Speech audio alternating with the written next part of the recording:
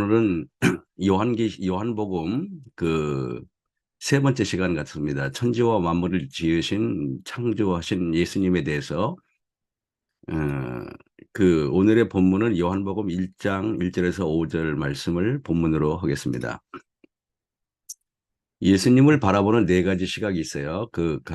마태, 마가, 누가복음 다 다른데요. 마태는 예수님을 유대인의 왕으로, 그리고 마가는 예수님을 고난받는 종으로, 누가는 예수님을 인류의 보편적인 구원자로, 그러나 요한은 예수님을 천지를 창조하신 하나님과 동등한 분으로 묘사하고 있습니다. 이것은 다른 사복음서 저자에 비해서 완전히 다른 시각인 것입니다. 자, 요한복음은 그래서 천지 창조하신 신으로 예수님을 바라보기 때문에, 창세기와 똑같이 시작합니다. 태초에 말씀이 계시니라. 여기 아르케라고 이 태초라고 하는 데는 절대적인 시초를 나타내고, 다시 말해서 어떤 시간 내에서의 시작이 아닌 절대적 시작으로서의 세상 이전에 선지하신 분으로 나타납니다. 따라서 세상과 함께 시작한 시간보다 먼저 존재했다는 뜻을 아르케에서 표현하고 있습니다. 요한복음의 곳곳에 예수님께서 세상 이전에 선지하신 분으로 나타나기 위해서 요한복음 5장에 보면은 아브라함이 나기 전부터 내가 있느니라, 이런 표현이 마태, 마가, 누가에는 없어요. 이 요한복음에만이 있는, 예수님께서 뭔가 예전부터 처음부터 계신 분으로 묘사하고 있습니다.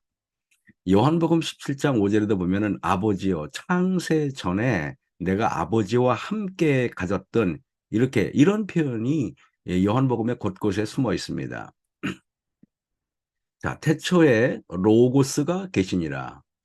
이 로고스가 하나님과 함께 계셨으니 이 로고스는 곧 하나님이시니라 그랬어요.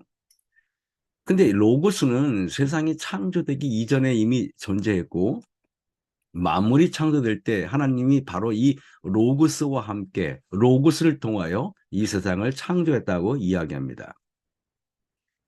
우리나라 성경에는 이게 말씀이라고 일반적으로 번역이 됐는데요. 그런데 이것을 한자 문화권, 일본 성경책이나 중국 성경에는 보면 로고스를 말씀이라고 번역하지 않고 도라고 번역합니다. 이 도는 단순히 길이라는 뜻 외에 우주의 근본 원리, 우주의 생성 원리, 인간의 규범 등 보다 좀 포괄적이고 굉장히 깊은 뜻으로 사용되고 있습니다. 태초에 말씀이 계시니라. 이 말씀이 하나님과 함께 계시니 이 말씀은 곧 하나님이시니라. 여기서 우리나라 성경에는 그가 태초에 하나님과 함께라고 번역을 했는데, 이 함께라고 번역한 게 원어상 잘못됐어요. 실제로는 이게 프로스라는 뜻인데, 프로스는 함께가 아니고 여기 보면 뭐뭇을 향하여 뭐뭇 쪽으로 마주보고, 이런 헬라어의 의미가 더 강하게 돼 있어요. 그래서 요한복음 1장 1절에 태초에 로고스가 계시니라, 이 로고스가 하나님을 향하여 마주하고 계셨으니 이 로고스는 곧 하나님이시니라, 이렇게 번역해야 옳은 번역인 것입니다. 이것을 우리가 프로스라는 전치사를 옳게 번역을 하면은 향하여 마주하고 있다 그러는데, 이걸 번역하면은 이런 겁니다. 성자 예수님은 성부 하나님을 향하여 마주하고 있다라는 뜻이에요. 이 뜻은 그분의 생각과 행동과 모든 계획이 아버지를 향하여 살아내고 있다라는 의미를 가지고 있는 것입니다. 그리스도 안에 새로운 피조물로 구원받은 무리들은 우리의 모든 계획과 뜻과 행동이 하나님 아버지를 향하여 있어야 된다는 뜻을 내포하고 있는 것입니다. 요한복음은 그래서 삼위일체 하나님을 곳곳에 이렇게 표현하고 있는데요. 요한복음 10장 30절에 보면은 나와 아버지는 하나다, 이렇게 삼위일체를 말씀하세요. 요한복음 14장 9절에는 예수께서 가라사대 빌립아, 내가 이렇게 오래 너희와 함께 있으되 내가 나를 알지 못하였느냐? 나를 본 자는 아버지를 보았거늘, 이러면서 예수님과 하나님과 성령 하나님이 하나이라는 뜻을 많이 내포하고 있어요. 그래서 이 삼위일체의 이 다이아그램을 보면은요, 아버지 하나님은 항상 성자 하나님과 성령 하나님을 나타내요. 아버지 하나님 자신보다는 아들 하나님, 성자 하나, 성령 하나님을 더 표현하고, 예수님은 항상 아버지 하나님과 성령 하나님만을 나타내시고, 성령 하나님은 항상 아버지 하나님과 예수님을 나타냅니다. 삼위일체 정신은 나를 드러내지 않는 정신이 숨겨져 있어요.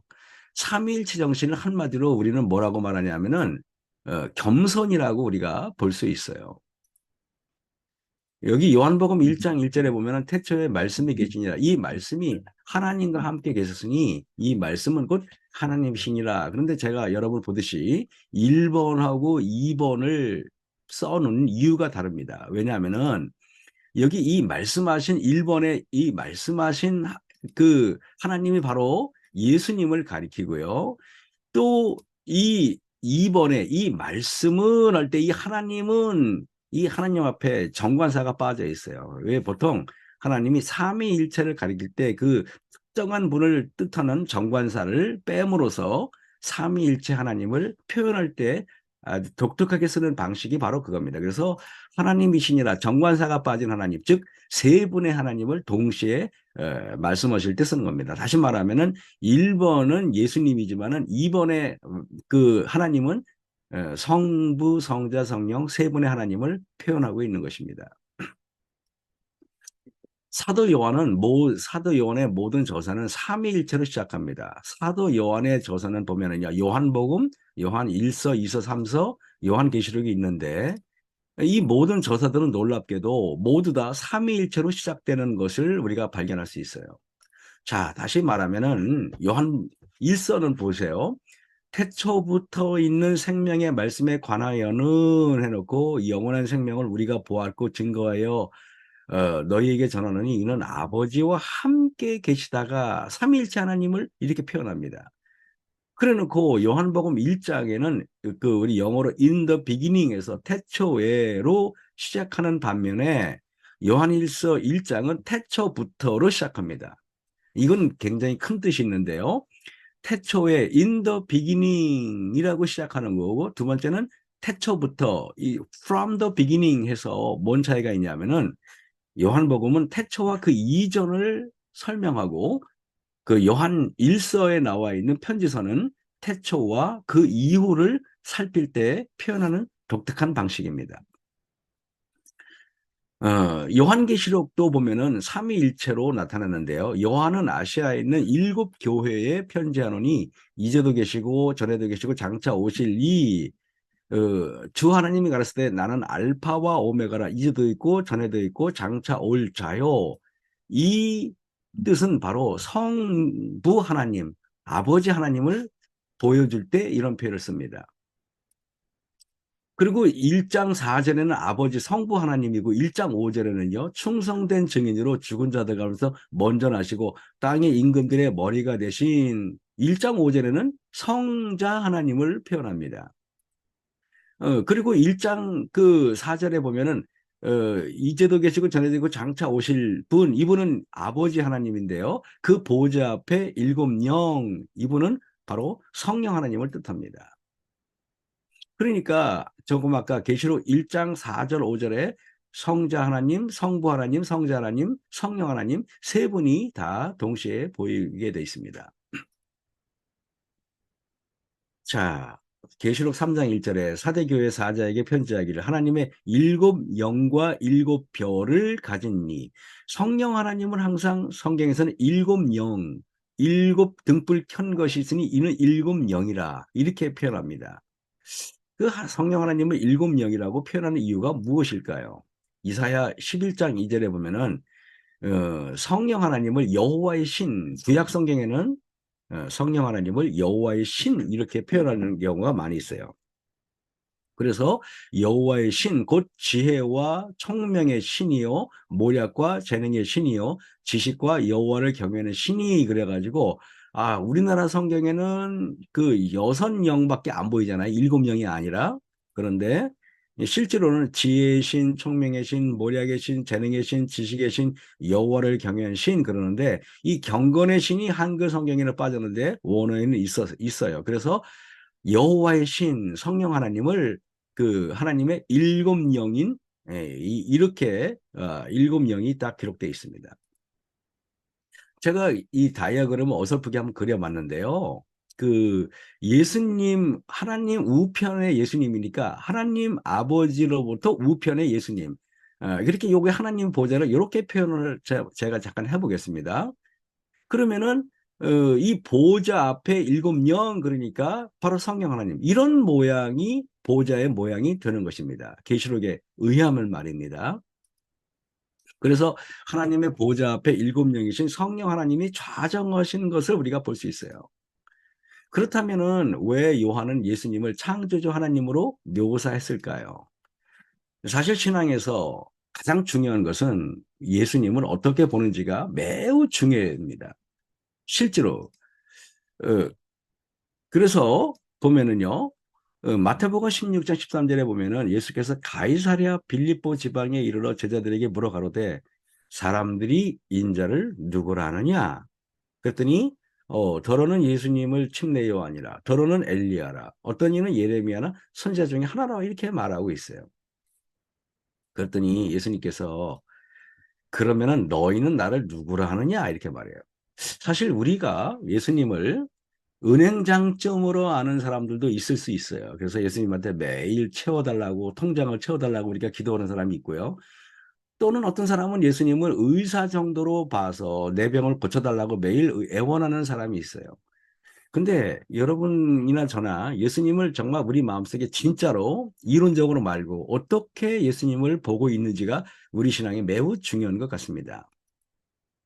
시몬 베드로가 대답하여 가로되 주는 그리스도시요 살아계신 하나님의 아들이다 이렇게 고백해서 예수님한테 칭찬을 받습니다. 내 마음속에 예수님이 선생님이면은 내 자신은 학생 정도가 될 수 있을 겁니다. 내 마음속에 예수님이 주님이라면 내 자신은 그분의 종이 될 수 있을 겁니다. 그러나 내 안에 예수님이 온 우주를 창조하신 창조주 하나님이라면 나는 티끌보다 더 작고 먼지 알갱이보다 더 작은 존재가 되는 것입니다. 이것은 의미가 전혀 다른 것입니다. 어, 요한복음에서 요한은 예수님을 삼위일체시고 창조주 하나님으로 묘사하고 있어요. 창조주 하나님으로 예수님을 볼 수 있어야지 재창조된 새하늘과 새 땅, 새 예루살렘 생명강을 묘사할 수 있어요. 그래서 요한이 예수님을 창조주 하나님으로 봤기 때문에 재창조가 일어나는 요한계시록을 쓸 수가 있었던 겁니다. 만약에 베드로가 예수님을 그렇게 봤더라면 아마 우리는 베드로 계시록이라는 책을 접하지 않았을까요? 어저께 그렇게 갑자기 한번 생각을 해봤습니다. 사도 요한 안에 예수님은 은하수를 창조하시고 온 우주를 창조하시고 온 우주를 운행하시는 우주의 통치자였습니다. 그 하나님의 운행하시는 우주 앞에 요한의 모습은 숲속의 겨자씨보다 더 작은 존재라는 것을 알고 있었어요. 그러니 내 마음속에 자아가 거대하면은 하나님은 겨자씨만큼 작게 느껴지고요. 내 마음속에 하나님께서 거대하시면은 내 자아는 더 겨자씨보다 작고 먼지 티끌보다 더 작게 느껴지는 겁니다. 사도 요한에게 예수님은 천지를 창조하신 삼위일체 하나님이셨어요. 그러면은 사도 요한의 예수님이 너무 거대하니까 사도 요한은 자신이 어디에도 존재하지 않는 것입니다. 이것이 바로 믿음으로 말미암은 의의 가장 핵심적인 내용이라고 저는 생각을 합니다. 로고스를 우리말로 말씀의 말로 번역하고 있지만 말보다는 훨씬 더 깊은 의미가 있어요. 그래서 아까도 얘기했지만 그 한자 문학과 단순히 그 도가 길이 아니라 우주의 근본 원리, 우주의 생성의 원리, 인간의 규범을 만드는 원리. 왜? 예수님이 창조주 하나님이니까 그런 것입니다. 이러니 이거를 사도 요한이 로고스라고 표현했는데 마음이 얼마나 답답했을까요? 더 넓고 더 깊은 표현을 하고 싶었을 거라고 저는 생각을 합니다. 자, 그러면은 로고스 안에 생명이 있고 로고스를 떠난 것은 생명에서 떠난 것을 상징합니다. 그러니 로고스는 생명의 근원이라는 것을 보여주고 또 다른 표현이 등장하는데 그것은 빛, 로고스, 생명의 근원이 로고스라면은 빛도 또한 생명의 근원이 아니겠습니까? 생명의 근원은 헬라어로 포스라고 말하는데 로고스는 생명의 근원이고 빛도 생명의 근원입니다. 그래서 생명의 근원과 빛은 같아요. 시편에 보면은 109장 105절에 보면은 주의 말씀은 내 발의 등이요 내 길의 빛이니이다. 그래서 왜 하필 주의 말씀은 내 발의 등이라 그랬을까? 내 길의 등이라 그랬을까?라고 볼 때 여러분도 알지만은 우리가 어두우면은 길을 어디 가지 못합니다. 어두우면은 멈춰야 돼요. 캄캄하면 멈춰야 됩니다.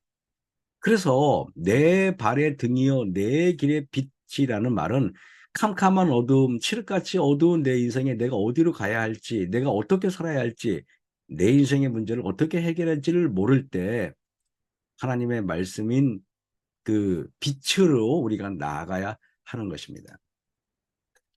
요한일서 1장 5절에 보면은 빛이 어둠에 빛이 돼 어둠이 깨닫지 못하더라. 이거를 어둠이 깨닫지 못하더라 그러는데 우리 그 새 번역에는 빛이 어둠 속에서 비치니 어둠이 그 빛을 이기지 못하였다 이렇게 말했습니다. 또 보면은요, 이 공동 번역에는 빛이 어둠 속에서 비치고 있다. 그러나 어둠이 빛을 이겨본 적이 없다. 이렇게 공동 번역에는 표현하고 있어요. 자, 우리가 보통 빛과 소금은 늘 같이 세트로 따라갑니다. 마태복음의 말씀처럼. 너희는 세상의 소금이니 그랬어요. 소금이 만일 그 맛을 잃으면 무엇으로 짜게 하리요? 후에는 아무 쓸데없이 다만 밖에 버려져 사람에게 밟힐 뿐이니라 그랬어요. 여기서 소금은 모양이나 형태의 그 의미가 있는 게 아니라 그 맛의 의미가 있어요. 이 말은 소금이 짠맛을 내려면 녹아야 되고 모양이 사라져 버려야 됩니다. 작은 것이라도 모양이나 형태가 있으면 곤란합니다. 그 우리가 소금의 이유, 성도가 왜 소금일까요? 내 이름과 명예를 드러내고 내 존재가 날마다 사람들에게 인식되고 자각되는 존재가 아니라 그냥 사라져야 하고 없어져야 합니다. 내가 사라지지 않고 없어지지 않으면 우리는 소금이 아니에요. 소금은 녹을 때 소리가 없어요. 우리가 녹아 없어질 때 아무 소리도 내지 말아야 합니다. 아무 주장도 사라져야 하는 것입니다. 그런데 날마다 소금이 굵어지고 강해지고 모양이 커진다면 녹은 줄 알았는데 직원일 때 소리가 커지고 녹은 줄 알았는데 일상생활에서 자기가 불이익을 봤을 때 목소리가 커진다면 그건 소금이 아닙니다. 소금은 다른 음식의 맛의 완성을 위해 존재하는 존재지 자기 존재를 드러내기 위해 존재하는 존재가 아닙니다. 소금은 맛의 그 뭐랄까요 완성을 위해서도 필요하지만 음식의 부패를 위해서도 필요합니다. 음식의 속성을 그냥 내버려 두면 썩듯이 내 마음도 소금으로 염장 처리를 하지 않으면 그냥 부패하고 타락해 버리는 것입니다. 음식을 썩으라고 있는 거예요. 그래서 사람이 그냥 그대로 있는데 점점 더 거룩해지는 사람이 없듯이 우리는 날마다 아침마다 빛과 소금이신 예수님을 내 안에 모셔야 합니다. 그래서 우리가 아침에 잠의 유혹을 이겨야 되고 또 우리가 어려움 중에도 일어나서 말씀을 보는 이유가 내가 가만히 있으면 부패되기 때문에 그런 것입니다. 성경을 보면은 예수님은 항상 타락한 사마리아 여인을 나무라지 않습니다. 불의한 방법으로 돈을 모은 삭개오와 사리장을 뭐라고 하지 않습니다. 가늠한 막달라 마리아를 탓하는 게 아닙니다. 예수님은 가늠한 여인에게 돌을 드는 바리새인이나 종교인들을 나무랍니다. 왜? 그들이 부패하는 그런 소금의 역할을 하지 못했기 때문에 그런 사람이 있다는 것입니다. 세상의 빛과 소금의 역할을 제대로 하지 않은 종교인들을 나무라는 것입니다. 어쩌면은 세상이 이렇게 되는데 아무 역할도 하지 못하는 우리 기독교인들이 하나님께서 볼 때 가장 안타까운 것입니다. 주님께서는 어두운 세상에 빛이 되지 못한 그리스도인들을 나무라실 겁니다. 부패하고 타락하는 세상에 소금의 역할을 하지 못한 우리들을 나무라실 것입니다.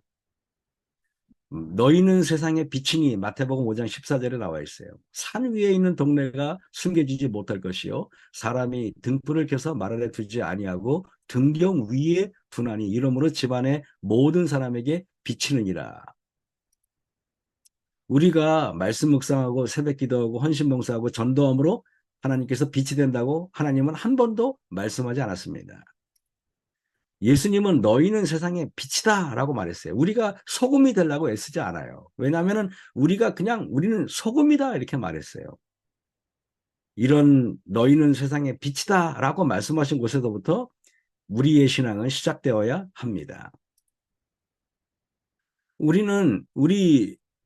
하나님의 성도들은 빛이어야 합니다. 빛이 되려고 노력하는 존재가 아니라 빛으로 존재해야 된다는 뜻입니다. 빛은 그 존재만으로도 어둠이 물러가게 돼 있지 우리가 빛을 고안해내는 게 아닙니다. 빛은 하나님의 속성입니다. 하나님으로부터 오는 것입니다. 그래서 우리는 모든 선행은 외부로부터 달려있다고 이야기합니다. 빛이 임하면 어둠은 불편해서 견딜 수 없어요. 세상은 빛이 임하면 어둠을 고집하는 사람들은 불편해서 떠나지만은 밝음을 갈망하는 사람들, 생명을 갈급하는 사람들은 환영합니다. 너희는 세상의 빛이라 등불을 켜서 말 아래 두지 아니하고 등경 위에 두나니 이러므로 집안 모든 사람에게 비치느니라. 어둠을 등경 위에 두려고 하지 않아요. 정말 사람이 비치면은 그 빛 아래로 몰려옵니다. 그래서 신실한 사람들, 품성이 훌륭한 사람들은 자신이 아무리 숨으려고 해도 숨겨지지 않는 것입니다. 나를 드러내려고 애쓰는 사람들은 내가 빛이 아니라는 증거예요. 내가 비치면 가만히 있으면 사람들이 오는데 내가 빛이 아니니까 빛인 것처럼 가장해야 됩니다. 그러니까 선한 말을 억지로 선한 말을 해야 되고 억지로 착한 척 해야 되고 억지로 부드러운 척을 해야 되니 그게 아니니까 내가 봤을 위기 때가 닥치고 품성의 위기가 닥치면은 나는 빛이 아니야 나는 어둠이야라고 즉시 자기를 고백하는 것입니다. 마태복음 5장 16절에 이같이 너희 빛이 사람 앞에 비치게 하여 그들로 너희 착한 행실을 보고 하늘에 계신 너희 아버지께 영광을 돌리게 하라 그랬습니다. 하나님께서는 우리가 비치는 것은 사람에게 뽐내기 위한 게 아니라 하나님께 영광을 돌리게 하기 위함이래요. 그러니 내 자신이 들어있지 않아야만 영광을 돌릴 수 있다는 말이겠죠. 내가 드러나서 신나는 사람은 빛이 아닙니다. 내가 사람들로부터 주목을 받고 있어서 너무 행복한 사람은 빛이 아니라는 증거예요. 빛이란 그 자체가 예수님이십니다. 그러므로 예수님의 정신은 아버지를 드러내기 위해서 이 땅에 오셨듯이 우리도 삼위일체 하나님을 위해서 존재해야 하는 것입니다. 그래서 오늘 이 말씀을 통해서 우리가 정말 빛이신 예수님이 우리 늘 삼위일체를 드러내서 하나님께 영광을 돌리는 저와 여러분 되길 바라면서 말씀을 마치겠습니다. 제가 기도하고 마치겠습니다. 하늘에 계신 아버지 하나님, 우리는 빛이 되려고 애쓰고 소금이 되려고 애쓰는 사람이었는지도 모르겠습니다. 하지만 내가 자아를 완전히 버리고 예수님을 받아들일 때 그 자체가 빛이 되고 소금이 된다는 것을 깨달았습니다. 내 안에 소금과 내 안에 빛의 그런 속성이 없습니다. 하나님의 속성으로 우리가 다시 거듭날 수 있도록 축복하여 주시옵기를 예수님 이름으로 감사하며 기도했사옵나이다. 아멘.